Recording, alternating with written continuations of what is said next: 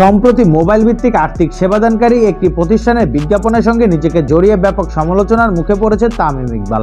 এমন কাণ্ডে কেউ কেউ প্রশ্ন তুলছে বিসিবির কোড অফ কন্ডাক্ট নিয়েও, কারণ বোর্ডের কেন্দ্রীয় চুক্তি থাকা একাধিক ক্রিকেটার জড়িত আছেন সেই বিজ্ঞাপনের সঙ্গে। তবে এটাকে স্রেফ প্রচারণা বা বিজ্ঞাপনের অংশ হিসেবে দেখছেন তামিম ইকবাল।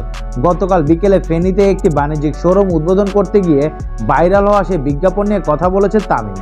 তার মতে, কোনো কাজে যদি কিছু মানুষ উপকৃত হয় তাহলে সেটার জন্য তিনি লোকের বাজে কথা সহ্য করতেও রাজি আছেন। এই প্রসঙ্গে বাংলাদেশের সাবেক এই অধিনায়ক বলেন, নগদের ক্যাম্পেইনে কিছু পরিবার জমি পাবে, কিন্তু আমি পাবো না। দরিদ্র শ্রেণীর মানুষরা এই জমি পেলে আমি খুশি হব। এটি মানুষের জন্যই করা। ব্যক্তিগতভাবে বকা শুনে দুইজন মানুষকে সহযোগিতা করতে পারলে সেই বকা শুনতে আমি সবসময় রাজি। এই অনুষ্ঠানে তামিমের সঙ্গে ছিলেন জাতীয় দলের আরেক ক্রিকেটার ও ফেনীর ছেলে মোহাম্মদ সাইফুদ্দিন। এদিন তাদের এক নজর দেখতে লোকে লোকারণ্য হয়ে ওঠে শহরের শহীদ শহীদুল্লাহ কায়সার সড়ক। ভক্তদের এমন ভালোবাসায় সিক্ত তামিম বলেন, সবার সঙ্গে দেখা করতে পারিনি, এজন্য খারাপ লাগছে। এত মানুষ আমাকে ভালোবাসে, এটা আল্লাহর রহমত। আজকে কথা বলতে না পারলেও সাইফুদ্দিনের সাথে আবারও আসবো। একটা অনুষ্ঠানের মাধ্যমে সবার সঙ্গে কথা হবে, দেখা হবে।